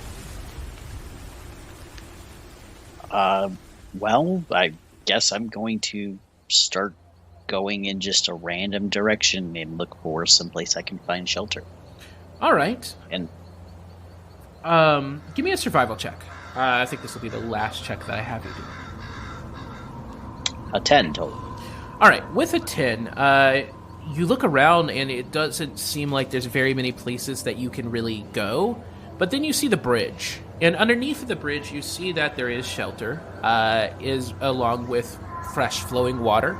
And you're assuming that there's probably plant life along the bank that you could probably put together in some sort of meal. You're not exactly sure what you would be eating at this point, but you're sure that you could probably find something. With that, I think that that's probably where you make your way to. With that, you notice that it never truly goes night here. If anything, it goes more to a twilight, where there is just this constant sunset. It's almost a little bit more difficult for you to find a way to kind of sleep with this weird change of time. But we're going to fast forward a little bit here, because as time progresses, I think that you discover more about yourself, and you're able to kind of understand a lot more, especially with this newfound. It's almost the best way that I can describe it is an information overload. You are so overwhelmed with knowledge that has been basically given to you by this entity that you can't even really decipher it, and so you have to just kind of take it piece by piece. Like, okay, this is what I eat. This is how I foliage and gather ingredients. And it's not easy. It's not an easy transition. And even with this, when you are sleeping, you have these weird visions that you can't even really describe. But each day, it's almost like you get new knowledge from the previous night. And this goes on like this for the next 2 months, as you are living off the land, until one day you're traveling around and you come across what seems to be a relatively big structure. For you, anyways. You can see that this is a big cobblestone structure. It's got lots of little holes in it, and you can see that it towers up into the sky. But that's not really interesting to you. What you notice is next to this area, next to this structure, you see a small plot of land. And this plot of land has on it what looks to be vegetables and different herbs and things that overwhelm your senses with good, positive smells that you haven't smelled in a long time. What do you do? Well, obviously I'm going to go to it. It As smells good. Food is good. As you approach it, you can see that there's all manner and species of vegetables here. I mean, you have cabbages, you have carrots, you have things that you can't identify, but all of them smell very good. And I'm going to say that it's almost overwhelming to you because up until this point, living off the land is, by any means, finding these sorts of ingredients very difficult. What do you do in this situation?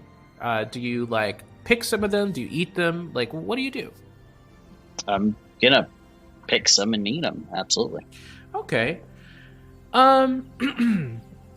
As you start kind of sitting down and kind of munching on some of them, and just remembering what it kind of I think as you're eating these, I think it takes you back to when you were back in your cottage and back at what you would classify as home, but you don't really remember what that is, but you feel this feeling like you're being taken care of. Does that make sense? Yes. With that, you hear a voice. Give me I guess I lied. Give me a perception check. 23. Okay. You hear a softer voice coming from behind you. And you hear, "Oh, little one, I see you have found my garden. Oh, don't worry. It's fine. You don't need to be startled. Please, enjoy your meal." Do you turn around? Yes, as soon as I hear something. Absolutely. As you turn around, you see standing in a doorway is this woman.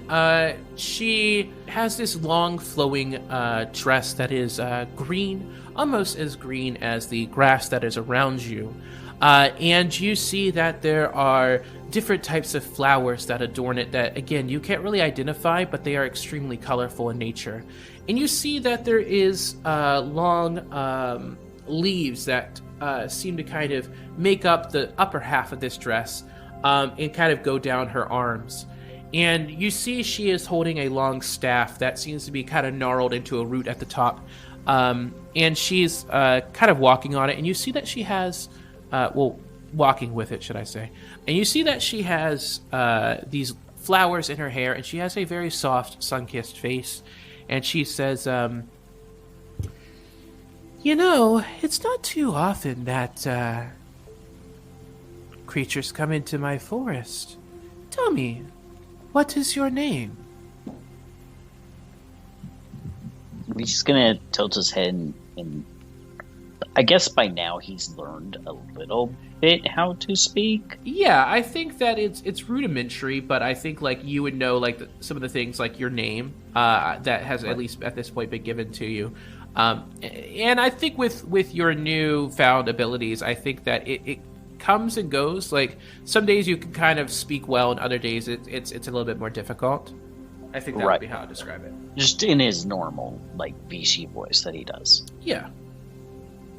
Okay, so he turns to this person and says, Hvishi is Hvishi. Ah, wonderful, little one. Hvishi. I like that name a lot. Well, tell you what, are you going to be sticking around for a while? He's just going to stare at her, confused at what she means. Oh, sorry. Would you like to stay? I can help you keep you fed, and I mean, I don't know where you came from, but do you need help? And I think at this point she's asking this as a question. So he's just gonna nod.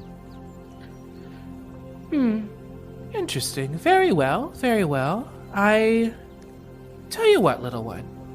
How would you like to have vegetables to eat like this every day?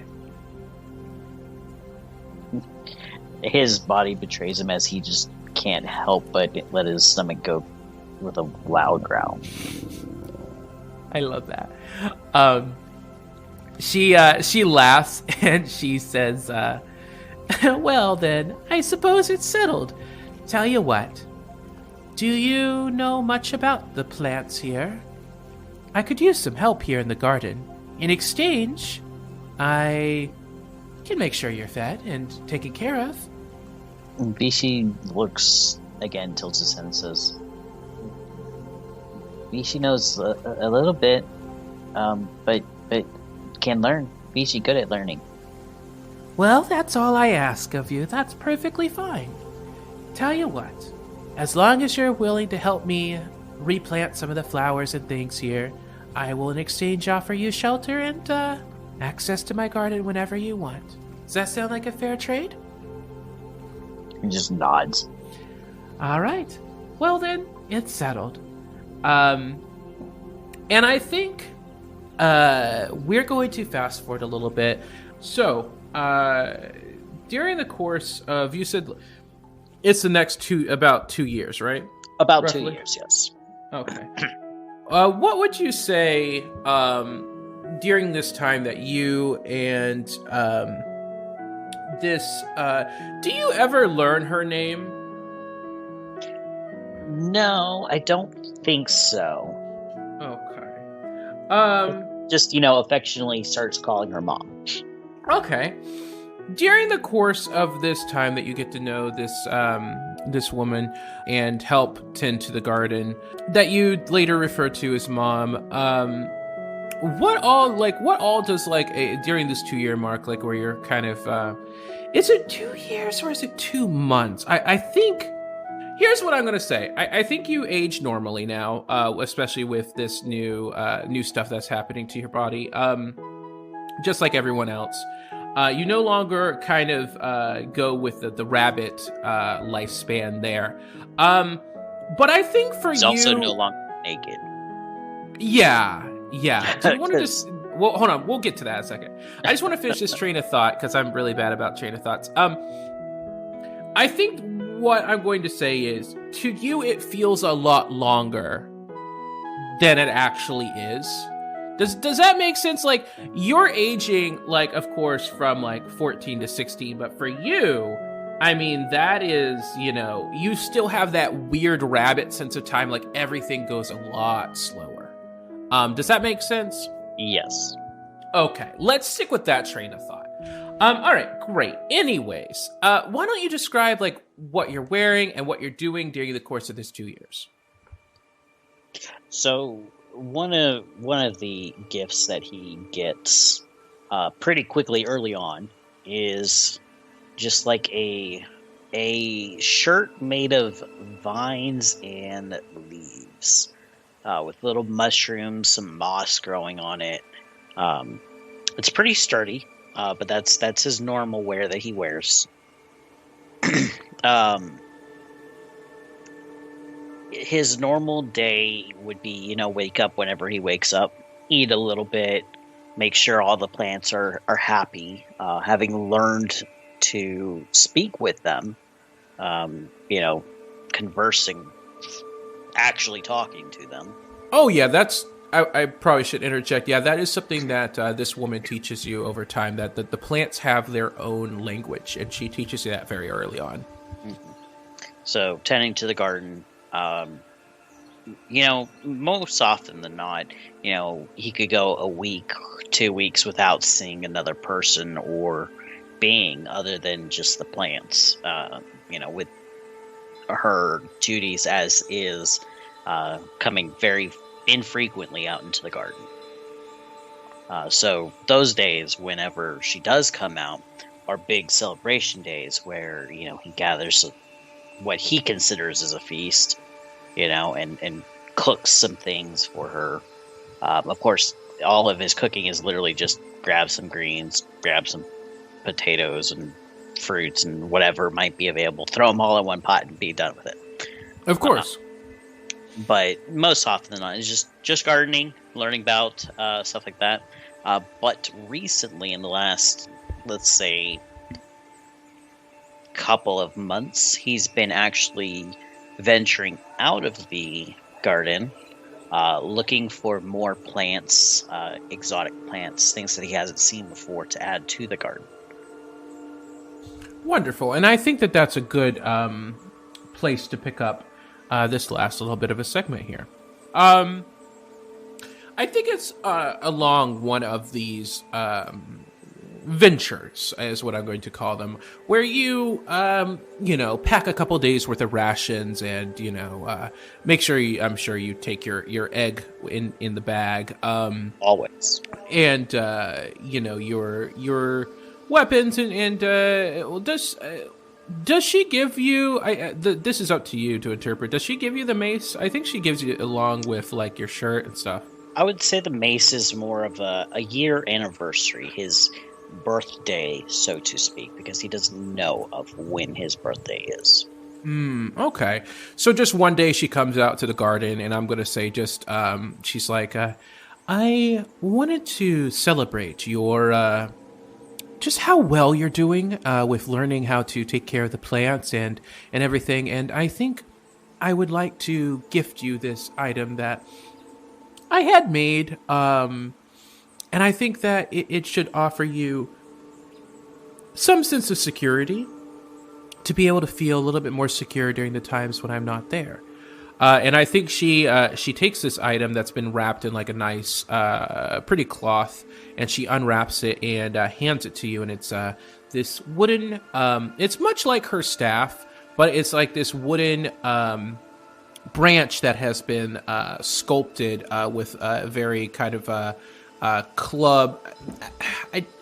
I guess a bulbous club on the very end of it, that's kind of like sharp a little bit. And you see that there's this plant that has been wrapped around it that seems almost like this item is alive. And as you kind of take it, some of the leaves that have basically, because this is a vine that grows up the wood bark of this club. And it's not really a club. It's more of a. Is it more of a mace? It's more of a mace. It's a mace. Yeah, I'm poorly describing that. But this mace is also got this vine growing up it, and she explains that this is known as poison ivy, and it can be used to ward off anyone who would cause you harm. She puts.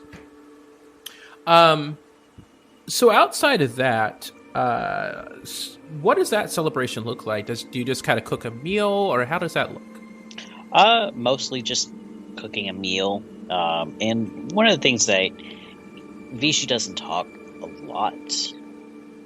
His comment is very broken still.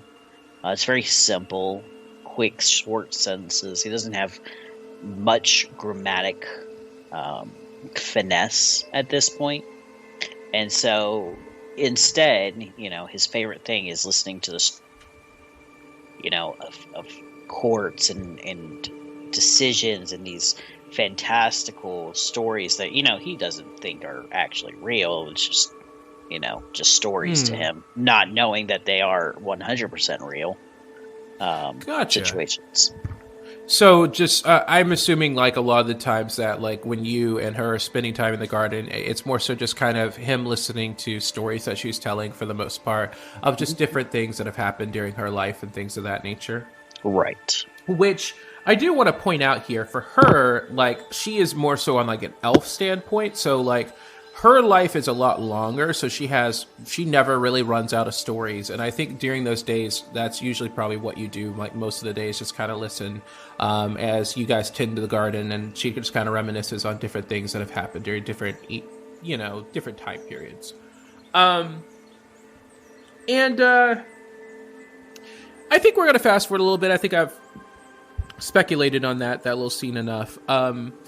It is on one of such days when you have decided to venture out. You grab your backpack, you grab, your mace that you've been given, and your shield. You got your shield too in this moment, right? Yes, mace and shield at the same time. Okay. The shield, she would have explained, is a symbol to denote that I am under her protection, and it's her symbol on the shield. Oh yeah, definitely. Wonderful. Yeah, sorry, I didn't mean to skip over that bit there. But yeah, it is during this that you equip yourself. You pack a couple of days worth of rations, because usually I feel like you like to stay out there a little bit and really try and kind of, find some exotic plants and stuff to bring back to plant into the garden. And it is on one of these sorts of adventures that you're out in the Feywild, and you found that I'm going to say that there's a little kind of like grassland area. It's not too densely populated with trees, but I think with this area, you have found that for whatever reason, like a lot of really interesting plants grow along this rolling hillside. And you're just collecting them. I'm going to say you've been here before, but you just, because there's so many varieties of plants, it's almost impossible to carry that many of them back. Plus, transplanting a plant takes a lot of time and skill and effort that you have come to learn is a tedious process. And you don't want to risk, like, damaging the plants by taking a bunch of them. With all of that being said, you're in the middle of transplanting one of the plants and trying to kind of like work some of the roots out of the soil and trying to be careful not to sever any of them too crazily there. And it's a labor of love, but it's something that I think you find solace in, because I think it's something that gives you time to think and reflect. Would you say that's correct? I would say that is accurate, yes. Okay. During this time, you don't really notice the time passing by, and as you're kind of working in the soil, something strange happens on this day. As you're picking out this plant and trying to get it out of there, you smell, I think at first, tell you what, I want to roll one last perception check, if you don't mind. Okay. Where's my dice here? Okay, that is 11 plus 7 is 18. Okay. I think since the time frames of just since the beginning, I think you've always been very perceptive of things. I think that's something that you have found is imperative to your survival. Mm-hmm. With that being said, I think at first you notice the smell in the air. It's a very powerful citrus smell, which I think at this point, to not be facetious anymore, you have come to identify as the smell of magic. It is a very, very specific type of citrusy scent. It kind of is almost electric to your senses. Much different than citrus plants. There is a very big distinction there. This one is almost like electricity in the air, but with the scent of citrus. With that being the case, you notice that smell in the air, and as you kind of like stop what you're doing and kind of lift up your head and take a look around, you see that the wind seems to be a lot more visible around you, almost like a soft veil of smoke is how I'm going to describe it. And it starts kind of whirling around you. And do you do anything in this instance? As like you could tell that this is magic, that something's going on. What is your first instinct to do in this situation? So one of the things that he quickly learned was very beneficial for him is the ability to affect the trees, grass, and plants to ensnare things. Usually he did it to, creatures that were trying to get towards him, but in this case, he's going to reach out to a plant and cast Entangle and target himself to see if he can, root himself in place. Okay. Here is what I'm going to have you do. I'm going to have you do a check that's probably a little unorthodox. I'm going to have you do an Arcana check. 17. With a 17, the first thing that you notice around you is one of those dandelion trees that you have come to know as the Hvishi plant. With this, you cast the spell and try to latch onto it. Tell me, how does this look? Like, is there a certain way that Hvishi is trying to do this? How are they going about that? It's very possible it could snap, so he goes for the strongest thing that he can find, which would be a tree nearby. But it's not the tree that latches on, it would be the vines that are in the tree itself. So the vines that are in the tree itself? Yeah. Because you can't bend bark with it. You can't make a tree grab you. It has to be something that's pliable. So, like, you're grabbing hold of, like, the roots of the tree and, like, the branches of the tree, just kind of, like, ensnaring it, for the most part, the whole thing to stay completely rooted, correct? Yes. All right, so here's what happens with that high of an Arcana roll. So here's what goes on. You immediately, instinctively, because the wind is starting to pick up around you, and you're like, I need to secure myself. So you immediately cast Entangle on targeting it on yourself and this tree nearby. These vines shoot out from you in this from the archaic spell that you are casting, and they wrap around the tree, and you are, for the most part, secure as you're starting to be kind of lifted up off the air into the air from where you were standing. And as these winds kind of continue to pick up and continue to spin around, and that smell of citrus starts to get even more intense to where it is causing the fur on your arms to start to kind of pick up a little bit, almost like you're having a bunch of static electricity go through your fur. As this is happening, the gales of wind that are buffeting you at this point are pretty strong. The first thing that happens is you notice one of the vines that you have anchored to this tree snaps. And as it snaps, it pulls back a small figurine. And you see something flying towards you. It looks wooden. Go ahead and give me a... you know what? I'm not even going to make you roll for this. Because this tendril is coming back to you, it instinctively comes back to your hand. And as you look at your hand, you are now holding a small wooden doll. And as you kind of turn it around in your hands, you see that this is a wooden doll of a dragon. It's very small. It fits in the side. It fits in the palm of your hand, which is not very big at all. But you look at this item, wondering and perplexed, most likely, probably where it came from. And then there's another snap. And this snap is another one of the tendrils from this spell. And this time it pulls back to your hand something that looks almost rainbow in nature. And as it comes back to your hand, you see that this is a scarf. It is a long, flowing rainbow scarf. And as you're holding these items, trying to figure out what to do with these items and the fact of the predicament that you are in, the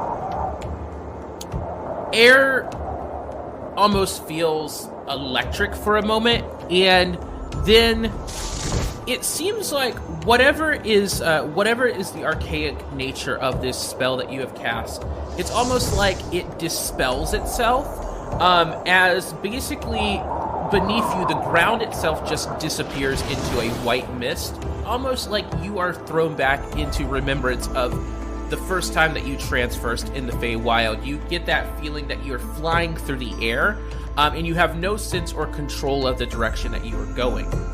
And this one is momentarily short, and the next thing that you are seeing is what looks to be, for lack of better words, it looks like a ceiling is flying directly at you. Well, like a bunch of brick is flying directly at you, and almost before it feels like it's going to hit you, you pass through it. And then there is a flash of light to where you're slowly blinded a little bit, and then everything goes very dark. And you realize that you are now in a darkly lit room. And as you are realizing this, you also realize you're falling in this darkly lit room, and you come toppling down to the cobblestone floor. And in front of you, you see that there is a large dragon that is battling a equally large snake that is made of ash and fire, and it is billowing smoke and fire at this dragon, and the dragon itself is battling in turn with this creature. And I think your first instinct is to go invisible, correct? Yeah, that's the very first thing to do. And I think as soon as you immediately go invisible from this, witnessing this thing, you see that there's another humanoid against the wall, and it looks like they've been mortally injured. And I think at this point, holding these 2 items in your hand, I'm assuming you put them away in your bag for currently, correct? Yes. Well, the scarf itself, it's not sentient, right? No, it's not. It's just a long, flowing kind of rainbowish scarf. Okay, then yeah, that goes in the bag too. Okay. And the wooden doll of the dragon, I'm assuming you put that in your bag as well. Yes. So you put these items in your bag as you're trying to figure out what to do. What is your first thought of where to go from this moment? Well, I would hide, try to find somewhere safe that is away from any kind of danger, assess what's going on. Yeah. So I would duck behind there's like some crates and couple stuff. boxes and stuff, yeah. Yeah. All right. So you hide behind and you're analyzing this situation. And as you analyze it, it looks like the group of people that are against this wall, you see that there's a gnome, you see that there is a cat folk, and you see that there is also what looks to be someone similar to the demon folk, or at least a little bit, like the one that you met in the Feywild. They seem to have a long kind of demon tail. You see some small horns on them. And they're very slender in build. You also see there is a man that is hunkered down on the ground, and it looks like there's a relatively big stab wound going through his stomach. Give me a medicine check with advantage, please. 15 and a 12. 15 plus medicine is... then it would be a 25. 25. You are immediately able to notice that, number one, that this wound that this man on the ground is he's bleeding out, and if he doesn't receive some sort of treatment, he's probably going to die within a few moments. And secondarily, you notice that this wound looks infected by some sort of something non-normal. It looks like something magical is taking over his body. And it reminds you of the very first time that you saw that pattern shift in color when you first got your powers. Right. What do you do in this situation? So Hvishi, invisible, would say down to this person, say, "Oh, that looks bad. That looks bad. Oh, I can fix it. I can fix it." And he'd cast a heal on him. And then, not just a heal, but lesser restoration. Lesser restoration removes curses and diseases. Gotcha. That's right. So I think what happens is, as you cast this this magic, which is this warm kind of glowing light, I think that's kind of how... where do you cast from? That's a weird question. Do you cast from your tail or your hands? I can cast from both, but in this case, this is a hands-on thing. Okay. Just was curious. I think you press your hands against this wound, and you can tell that, yeah, there definitely was a curse there, something that was meant to do some sort of horrible harm. And you are able to basically remove that with this warm kind of glowing light that comes from your hands. And in addition to that, you notice that the wound is closing up, and you're starting to see some of the color return to this man's face. But you also sense something else is there. While you have removed the curse, it seems like something else is laying dormant in this individual that you're not able to identify. It reminds you of something of Fae in nature. And I think at this point, being in the Feywilds for as long as you have, you know when something is off. And usually you're able to tell, especially with it happening to you, when the Fey magic starts to kind of do weird things to creatures and especially plants. And I think you've come to find out that plants and creatures are affected very much the same to Fey magic. And you could tell that something Fey-like is happening. But you're just not able to tell what. And I think with that, that brings us up to current, and I think that that's where we are going to have our adventure begin for your character. And I think we'll end the episode here.